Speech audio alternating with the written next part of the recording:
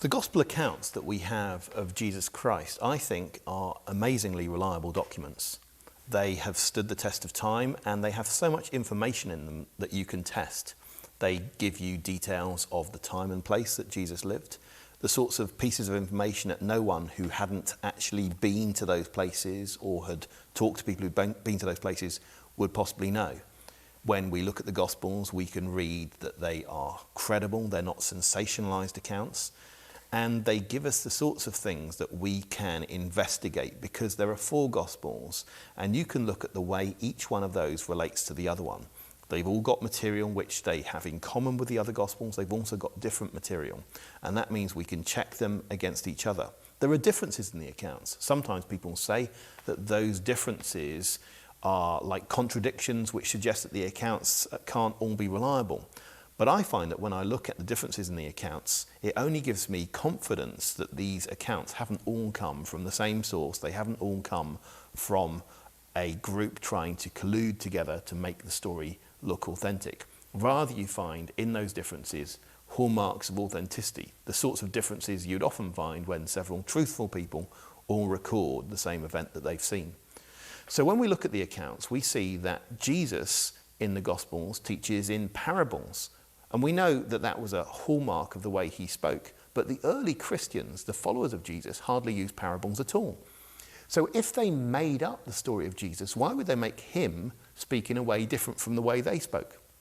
The sorts of things Jesus taught about was he taught about how we should be in a right relationship with God, but he didn't teach about the sorts of things that early Christians might have wanted to know, like how to run a church service or how to include non-Jews in the church. He didn't talk about that at all. So if they'd been making up things and putting them onto Jesus' lips, I think they would have written rather different stories.